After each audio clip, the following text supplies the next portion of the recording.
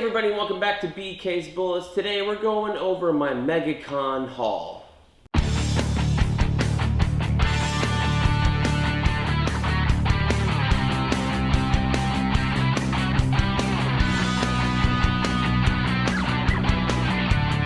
Hey everybody, and welcome back to BK's Bullets. As always, I'm your host, Brent, and today we're going to be doing a haul video. I don't normally do these because I don't order that much, but typically Megacon, my local nearest convention to me, is the biggest time that I pick up a bunch of books, unless I'm buying stuff on eBay or whatever. Well, not eBay, but Facebook groups about lots and stuff like that. So we're going to go over everything I got at Megacon and some thoughts over the show itself.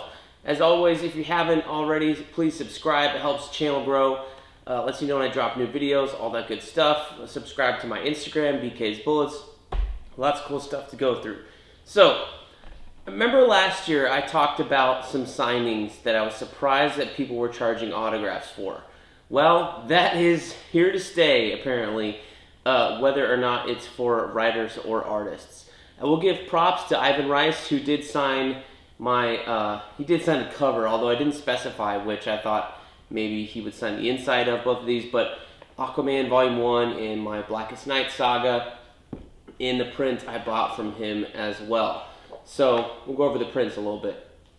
So that was cool. I got this Ultimate X-Men book signed by none other than Andy and Adam Kubert, both Kubert brothers. That's pretty cool.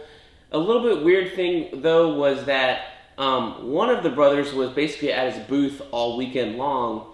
I was there Saturday, or not Saturday. Yes, I was there Saturday. I was there Friday and Saturday. So I did 2 days out of the 3.5 or 4 that they're doing, because they do like a preview on Thursday, and then a full day Friday, Saturday, and Sunday. So I got the Cooper brothers to sign it. That was nice. So the weird thing though is that Andy was there at his booth basically all weekend long, and was signing and sketching and selling prints and a whole bunch of stuff. And Andy is the one who did, if you don't remember, he did the Batman run with Grant Morrison, and he did Frank Miller, Dark Knight Returns 3, that kind of stuff. Adam is the one who's been with Marvel over the last couple of years and has done stuff for them with Spider-Man, Wolverine, and that kind of stuff. So I guess that maybe, I don't know if they're because they're different companies, or certainly they're with different, both of them are with different, one is with Comic Sketch Art and the other one was with some other company who has like their artist reps or something like that. I'm not quite sure on the lingo, but you can tell who's with which company, because they all kind of have the same formatted banner. So it's kind of weird though that I feel like Andy is the bigger name per se, because he's done these Batman stuff with Frank Miller and with Grant Morrison, and he has maybe it was also because he was there most of the time, whereas Adam was only there for like 2 hours each day. They had a little sign on their booth saying, so and so is only here for this time to this time, and Andy was pretty much there most of the time, and Adam was there only for 2 hours, so each day. So I did spend a good portion of my Friday afternoon waiting for the signature from the one and only Adam Kubert. But I think it's pretty cool. I have this Ultimate X-Men Ultimate Collection Volume 1 trade, which has the first 12 issues of the Mark Miller stuff from back in the day, signed by both of them. So I think that's cool. All of these stuff, they're gonna stay in my collection. I really enjoyed this run, at least the first half. We're gonna do like a read-through at some point in time. Same with Blackest Night, one of my favorite events of all time. So when we do the Green Lantern read-through, we're going to be going through that, that kind of stuff. Also did get a signature from Mitch Gerards on my Mr. Miracle trade paperback, and the guy's super nice, super approachable, lots of fun to talk to, and he drew this, I think you can see it here, he got a little Mr. Miracle cartoon on the inside next to the signature. I always think that stuff like that is fun. I remember the first time I got one of those kinds of signatures was from Jimmy Palmiotti, who signed my Daredevil by Joe Quesada trade paperback. He was the inker on that run. So I always love these little things, it's not a remark per se, but it's just something nice to have on your trade, because I think they know, like, hey, It's a trade. It's not really, might not be sold. It's not going to be flipped on eBay right away per se. There's no inherent value in a signed trade the way there is at like a signed comic that you can get graded at CGC, that kind of stuff. So I always love that about artists who do that. So not a big fan of remarks per se. I think because they normally take a really, really long time to do in line at these conventions.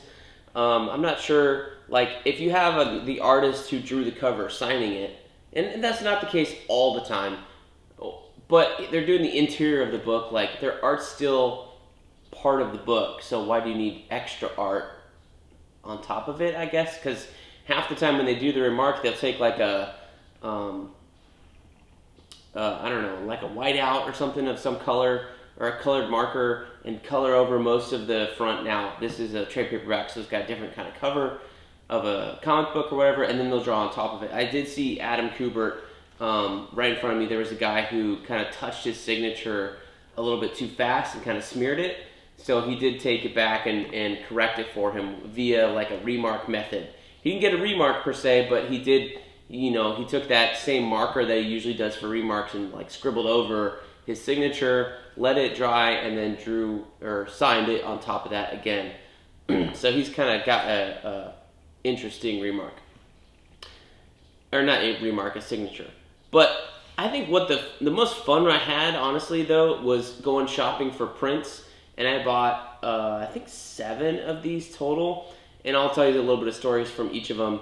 And these are all from artists that were there at the con.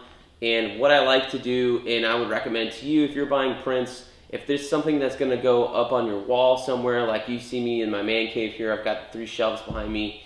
To my right, on your left, I'm going to have a corner here that I'm going to put up 12 frames, basically, that are 11 by 17 sized. And most of these are going to go in the frames. I think all of them are going to go in frames, honestly. But I'm trying to refill stuff that I have. I have some that are landscape that were on display in the old man cave that are going to get jettisoned or put into storage, and they're all going to be, you know, portrait, but I'm going to have 12 of them up there. 3 rows of 4, that's my plan. I got all the frames, and now I think I have all the art to fill them all. So the one I got on Saturday was this one, the Blackest Night cover, #1 from Ivan Rice. What I typically look for in prints from artists is things that, and this doesn't fit that bill, so why I'm talking about it, things that aren't normally on display, things that are unique, but Ivan Rice, he had a majority of stuff there. He had some stuff from Detective Comics, he had some stuff from Green Lantern, a whole bunch of stuff, lots of variety to choose from, which I appreciate. However, I was thinking about my wall and what is going to be on there, and I was like, I have Marvel, I have DC, I have Batman, I have Superman, Wonder Woman. I don't have a Green Lantern, and since Ivan has this wonderful cover, I did choose to go with this Blackest Night #1 cover here by Ivan Rice. I had him sign it. Kind of funny, I asked him to sign it, and he was like, "You want me to sign this too?" I was like, "Yeah, I do." I don't know. I'm not an artist, so I can't say what artists think of prints or what they think people do with them.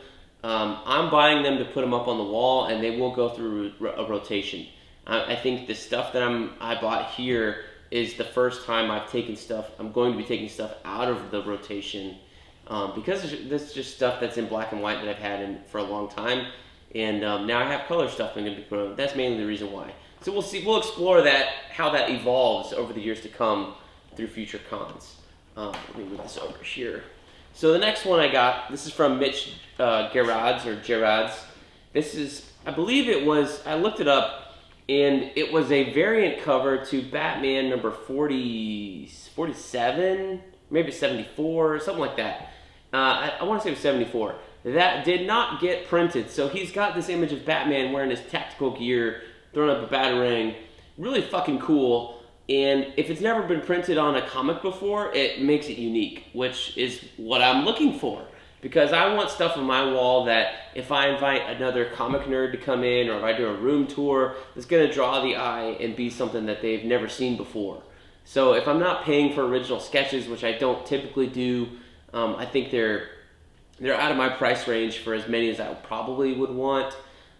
This is the way that I'm going to do it. So that's why I'm saying I look for unique pieces of art or when I'm buying prints that aren't necessarily a popular cover, unless it's something you absolutely love, like this Blackest Night one that I got from Ivan Rice. So all these artists were there at Megacon. So like I said, Mitch is the one who did that wonderful signature on my Mr. Miracle book, and I love this piece. Really, really love it. The next artist I visited was John Boy Myers, and I had to buy 2 prints from him because they're so wonderful. And he had a special going on. See, normally these prints will go for $20 or $25, and John Boy Myers had a special, or his show price was 2 for $30, which you can't pass up, especially when he had such a variety. He had Spider-Man, he had Deathstroke, Teen Titans, Venom. So this Venom one, I was asking him about it, and he said that was a commission, which means it's, again, unique in terms of prints, right? It may be on other people's walls, but it's not typically a piece of John Boy Myers art that you're going to see. The Spawn one that I bought, he did have the cover for Spawn Resurrection #1 as one of his prints, and he was short-lived on the book for other reasons that I'm not familiar with, but I did like this one. So I will have 2 Spawn pieces on my wall. I do like Spawn. I think the look of the character is better than some of the stories he's in, but I have one from Greg Capullo that I bought last year because I didn't want another Batman piece from Greg Capullo, and all he had was, at that time, was either pretty much like Batman or Spawn. So what I like about this one is Spawn with a sword. Don't really see him with a sword very much less by John Boy Myers, you know, since his run was so short-lived on the book. So I really do like this piece, and I like his style. It's cartoony, but it's detailed, and he has a little different take on everything. And that's the other reason why I like this Venom one. I don't really have a bunch of Spider-Man or Venom stuff on the wall, so I was looking at one of the Venom pieces he had, other than a Spider-Man one, and I decided to go with Venom because I think this piece was just a little bit more interesting to put up in a frame on a wall, so to speak. What? Now I have the popsicle. Sure.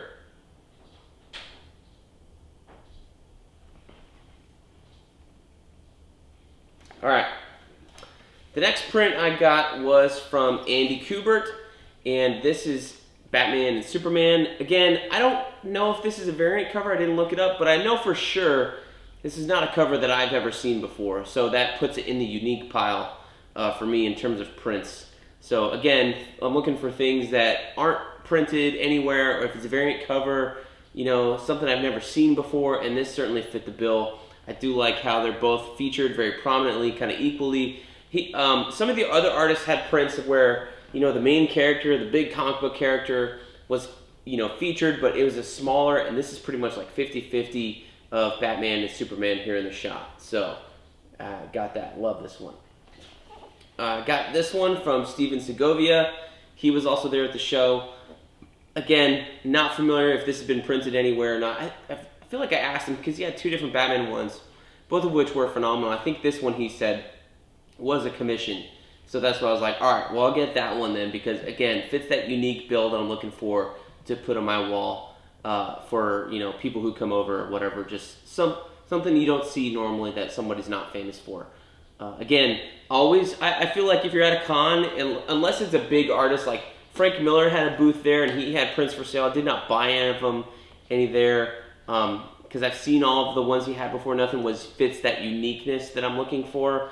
But again, Frank was also not there to sign them either. So if I'm going to buy a print, they don't have to be signed, but I would prefer if I had the option for it to be signed. So I'm saying, if you're going to go buy a print at a con, buy it when the artist is there, because half the time they will sign it for you for free, right, as part of your purchase. So this last one, I love this one. So this is from Joshua Cassara. He's currently drawing, I think he's done some work on Wolverine and X-Force in the Krakoa era for X-Men. And so this was a cover he was telling me about. And originally it had the red coloring in the background. And then they took it away, and the cover is, I don't know if it's a variant or a regular issue, is white. I think he's currently drawing Wolverine. Anyway, so this is technically something that's original, right? It fits in that uniqueness, the original red coloring for that cover. And I talked to him a lot on Friday morning, just paging through his original art he had for sale. A lot of the artists had that there also. Again, out of my price range for what I'm looking to spend, but I had spent about a good 20 minutes talking to him in the morning. So when I came back later that day to purchase this from him, he was more than happy to personalize it for me and sign it. And he was like, "Can I write snicked on the claws?" I was like, "Absolutely, knock it out." So I'm really excited about this Wolverine piece here from Joshua Cassara. Super nice guy, couldn't be better to talk to. Really enthusiastic with his fans, talking about his work. Really enjoyed talking to him for a good 20 minutes yesterday morning, and Friday morning. And I really love this piece, and I love this personalized. For me, it's again, it's got the unique factor. It's got snicked on it. Yours doesn't. You know what I mean? So anyway, big fan. So he's got a new huge fan out of me. I already loved his artwork, but I'm going to be following Joshua Cassara just because he's such a nice guy, and I love his artwork here also. So he's going to be another artist I'm going to start following as one of my new favorites. So thanks, Josh. All right, let's get to the books. So I picked up some books.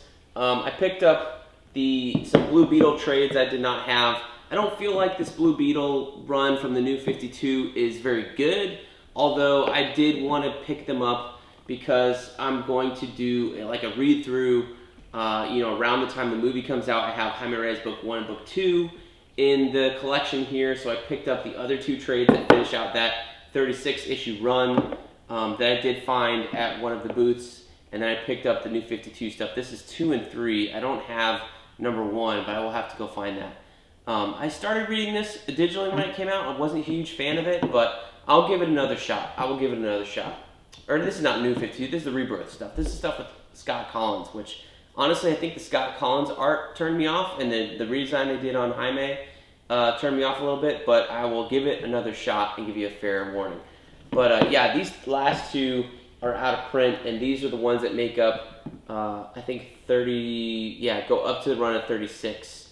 Maybe it's like 25 or 26 to 36. And they also have a different writer. This is Matthew Sturges doing the work here as Keith Giffen left at the end of the recently printed Jaime Reyes book 2. So go look at my video for those if you want to look at those. But again, Blue Beetle movie coming out this August. Excited about that. The next couple ones, I got Injustice 2. This is 1 through 4. And I picked these up because I love these comics, and I picked them up in physical form. I was reading them in digital. I have them all on Comixology, but I wanted to capture them because I really do love this universe, these books. I think the Injustice 2 stuff's not as strong as the original Injustice comics, but I'm going to give it, read it again here in this format, so I'm excited about that. I think there's probably maybe 1 or 2 more that I have to find and go pick up. Kang the Conqueror. Can't say enough about this series. This is a phenomenal read, y'all. Go pick it up. This is Kang the Conqueror, Only Myself Left to Conquer, written by Kevin Lansing, Kelly, Carlos Magno on art. Really phenomenal stuff. It's only 5 issues, but I've been looking for it, and I found it at the con, so I had to pick it up. Marvel Zombies 2. I picked this up mainly because I have Marvel Zombies 1, and I like the Kirkman stuff better than the other stuff, I think. Sean Phillips is still doing the art here, which is important to me. So this is kind of a sidekick to my other Marvel Zombies book that I have over there. Ultimate End, I'm getting into the Ultimate stuff again, I guess. So I'm picking up the Ultimate Spider-Man, Ultimate X-Men books. So I wanted to have Ultimate End to kind of cap off that universe that kind of dies with Secret Wars in 2015. Got Spider-Man Life Story. This is a trade paperback you shouldn't sleep on. Chip Zdarsky, Mark Bagley. The trades are only first 6 issues. There was an annual that came out after this was collected. That's pretty good, but it's not the essential of the story. It's kind of a side story. So I'm okay with owning this one until they print another one. I don't know. There's like a deluxe edition that does have it, but this is a phenomenal story. Again, talking about Spider-Man stuff I'm getting into, trying to finish off my JMS run, and you can't finish off the JMS run until you get Spider-Man One More Day, one of the most awful Spider-Man stories ever, although I am enjoying Spider-Man more after this story. But I guess it's mainly credited to Joe Quesada, who was there at the show. I did not get him to sign anything, but yeah, I haven't read this in a while, so we'll try it out, and when we do our JMS run read through, we will talk about it at that time. Talking about Ultimate stuff, Ultimate Doomsday. I don't think I ever read all of this all the way through, so I'm interested to read it. That's mainly all I have to say about it. It's 12 issues. It's got Ultimate Enemy 1 through 4, Ultimate Comics Mystery 1 through 4, and Ultimate Doom 1 through 4. All Bendis, all Rafa Sandoval, who's a phenomenal artist, so I'm looking forward to that. Got Batman and Robin Essential Collection. This is 1 through 8 of that new 52 run by Peter Tomasi and Patrick Gleason. Tomasi was there. I picked this up on the second day when I wasn't getting anything signed, so I did not get him to sign it. Fallen Sun. If you watched my Captain America reviews, you know I read the digital issues of this because I didn't have the trade. So when I found the trade, I picked it up. So it's going to slot right in my Death of Captain America slot on the shelf. More Ultimate stuff. Here we go. We got the Ultimate Comics Ultimates by Hickman. Mainly the reason I picked it up, I believe there's a volume 2 of this I have to go find. Basically giving the introduction of the Maker and the world, all this stuff. Beautiful, beautiful Assad Ribic art. I think this is an underrated run, honestly. So I'm interested to read this again. Got some stuff with Ultimate X-Men. Whoops, there it goes. This is, 12, 14, and 16. So I got these 3 books to kind of round that out. I have the Ultimate collections of 1 through 5. Which go through, I think, volume 12. So anything after 12 I'm looking for. So I'm almost there. I think there's only 18 of these total. Then Ultimate Spider-Man. I have 9 of these total. So this would be 8 and number 9 of that whole 21 issue run before it switches over to Ultimate Comics. So looking to pick those up. Again, all this stuff's out of print. Marvel, what are you doing? Print this stuff. I know there's omnibus people that are really excited about omnibuses, but some of us do like regular trade paperbacks that do fit on regular shelves. That's just me.